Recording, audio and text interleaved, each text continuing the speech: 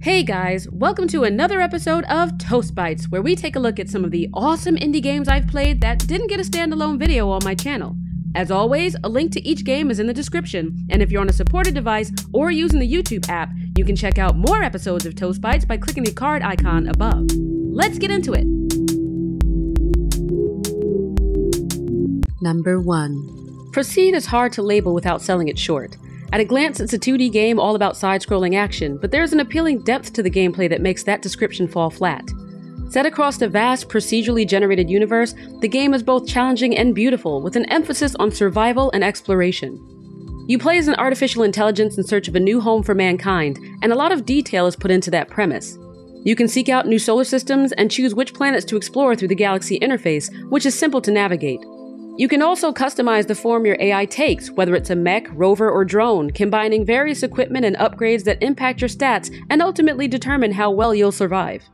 There's also a bit of resource management involved, since traveling to new locations consumes materials and poses unique threats that make proper planning important.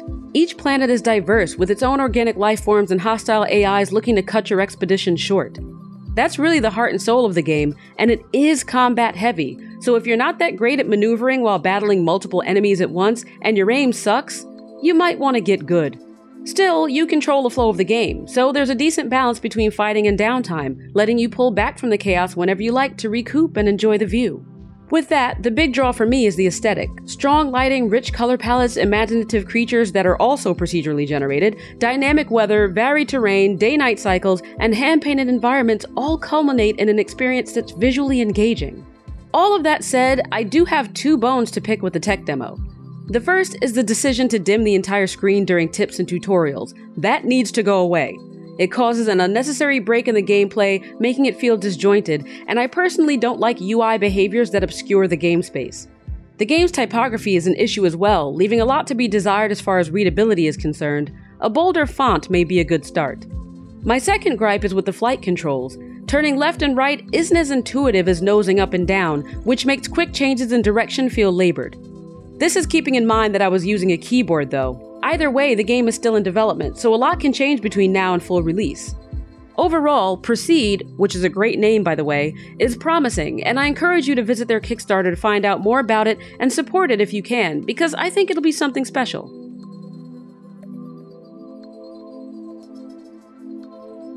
Number 2. Longsword is a 3D turn-based strategy game that brings tabletop tactics to your PC with a rich blend of charming character models, vibrant maps, attractive animations, and killer acoustic renditions of popular old-world tunes. I'm a huge fan of tabletop games, whether it's card games like Magic the Gathering, or tile-based games like Carcassonne, which I still don't know how to pronounce. And Longsword brings them all together in a way that's so utterly successful, I don't know why it isn't everywhere yet. The gameplay itself is simple and familiar. You build a deck of cards representing various champions, equipment, structures, and spells, and you play those cards on the board. The game is tile-based, so each card has different attributes and behaviors that dictate where you can place it, where it can move or attack, and the objective is to destroy the enemy's nexus. While battling across a map to destroy your opponent's home base isn't anything new, the game is a gem from the top down. What hooked me was the level of detail. The game is gorgeous, and emphasis is placed only where it needs to be. The design, textures, and animations of the tiles, as well as the various characters and structures, is phenomenal. I love zooming in to watch spells being cast or boons being granted. And I like that the developers gave some TLC to the environment surrounding the board instead of it floating around on a white, glitchy background. There's a fair amount of customization available too, and that to me is the standout. And sure, you can customize the look of your army, which is great, but you can also build and share your own maps online right from within the game. No need for third-party editors, no steep learning curve, and no sinking time into creating awesome playscapes you can't even enjoy with anyone outside of your home. Even better is where the developers want Longsword to go. While it's starting out with a fantasy-inspired playset, the aim is to be a framework for players to build games of all sorts. You can see elements of this in the game already, with some of the assets available for custom maps falling way outside the realm of fantasy. Want a map set in a post-apocalyptic city full of alien threats? Why not? The game allows you to create multiplayer and even single-player experiences, and I think that's incredible, as long as the game rules are customizable enough to support the creativity of the player base. Don't worry though, if you're not into making your own maps, the core game is fantastic, so you can jump right in, choose one of the default maps, and play a match against the AI or people online. Matches are dynamic and satisfying because strategy really does matter here, and each turn presents new opportunities to rethink your approach. If you're concerned about length, well, the matches are as short as your patience and as long as your sword. That's my cheesy way of saying that the length of each match depends on how much thought you and your opponent put into it. Playing against the AI was fairly challenging, so it's a good start if you want to practice a bit before jumping in with fellow humans. Now, it should be a given that this is the kind of game that may not run so well on an older machine, but my hope is that it'll be optimized enough in the long run to allow smooth gameplay for the widest audience feasible. I'd also love to see it ported to consoles, because a decent tabletop experience is something my Xbox is missing. In short, I love Longsword, not only for being a breath of fresh air in a genre that's rarely tackled, but for tackling it well. It has everything that I want in a tabletop game brought to life in a digital space. Just remember that it's in early access, so some features may still be a bit rough around the edges. Paying for it may still be worth it, and your feedback will help the developers make what's already a great game even better. Number 3. Fumo is a surreal 3D adventure with a unique take on platforming. Described by the developer as a sci-fi thriller, the game has a few twists and bends that offer a peek into its narrative while immersing you in an atmospheric ride. I don't have a lot to say about the game, mainly because I only played the demo and have no idea how it differs from the full game, which is around 6 to 10 hours long. But that doesn't speak to the quality of the experience. While there were some minor issues with presentation that made the game feel cluttered and less polished in some areas, and the story could have been delivered in a cleaner, more concise way, it really shined in its handling of the platforming elements, which is arguably the point. Where many platformers seek to punish you for missteps, Fumo is built within a dazzling virtual world where gravity falls away and allows you to enjoy the freedom of movement, flipping, jumping, and dashing through colorful, low-poly surroundings that never get old. There are paths that need to be followed to progress, but the game doesn't feel linear, and I found myself spending a lot of time hopping around because it was so daggone pretty. It's definitely one of those titles you should play just for the experience, even if the execution isn't 100%. So if you like abstract games and interesting level design with an odd peppering of enemies and social areas to explore, Fumo may fit the bill. You can pick up the full game for a few bucks, or try out the free demo on Steam.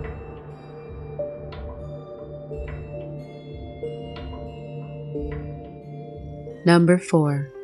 Rite of Life is a unique RPG sim inspired by games like Monster Hunter and Harvest Moon. You begin in a tiny camp leading to a forest, and the core gameplay is fairly standard. Talk to shopkeepers in the camp to gain quests or buy and sell goods, and venture off into the forest to gather resources and battle enemies in random encounters or fights that you choose. What makes the game interesting is how it progresses. Unlike a lot of RPGs where locations stay the same and you more or less have to travel to other places to see anything new, Rite of Life offers a small world that constantly evolves, and your choices directly affect that evolution. Bring resources back to the camp and it'll develop into a bustling town. Help villagers and shopkeepers with their quests and they'll improve in their craft, unlocking new items for you to buy. Grow enough and you'll attract new villagers who introduce additional activities like farming. You can even edit the look and feel of your town, as well as decorate your own home with items you find or craft. An even bigger plus for me is the design of the environment. I mentioned that the world is small, but it's small in a good way. The forest is the main attraction, with short paths between large areas, each serving up a host of creative creatures that scale in difficulty the deeper into the forest you go. You learn the lay of the land quickly, which is important, because another fantastic feature is that the landscape constantly changes.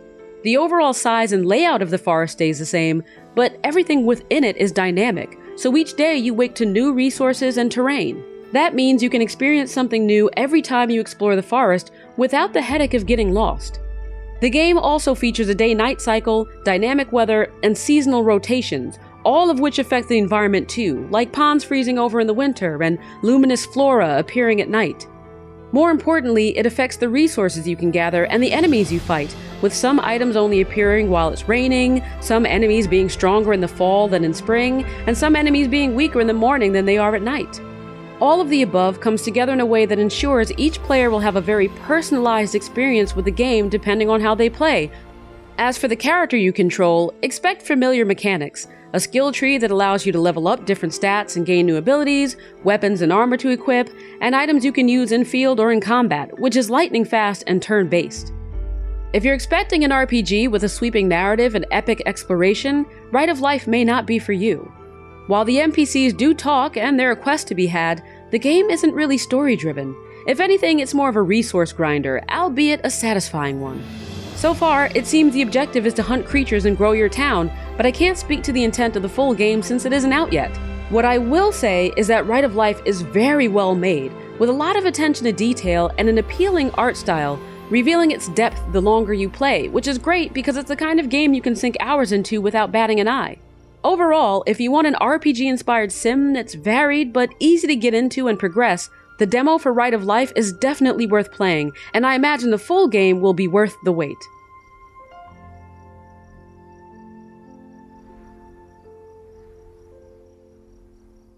Number 5.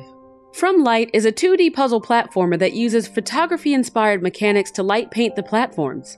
As a photographer myself, the idea of painting with light in a platformer was intriguing. I wasn't sure how the mechanics would work, and I think this developer nailed it in a very clever and aesthetically satisfying way.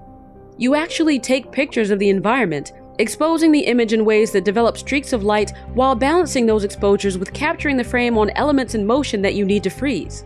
While this innovative use of photography is certainly the selling point of the game, the developers made a lot of great stylistic choices in character design, music, and environment. I especially like the use of postcards to reveal bits and pieces of the story and the way you interact with them. The art style is fantastic too. I also have to give credit to them for having a story at all. A lot of platformers say they're story-driven, but the stories they tell are more of an excuse for existing rather than an actual narrative. From Light weaves its story throughout, and the NPCs you encounter reinforce it, making it feel less like arbitrary running and jumping and more like a little adventure. My one gripe here is with the voice acting. The audio was a bit of a mixed bag, and it sounded like the lines were all being recorded in different spaces with different mics, and when that's the case, mixing them down to a similar volume and tone as best as you can goes a long way towards making the voices more cohesive. Beyond that, From Light is definitely a diamond in the rough with its smooth visuals and challenging mechanics. I highly recommend giving it a go. Bonus games.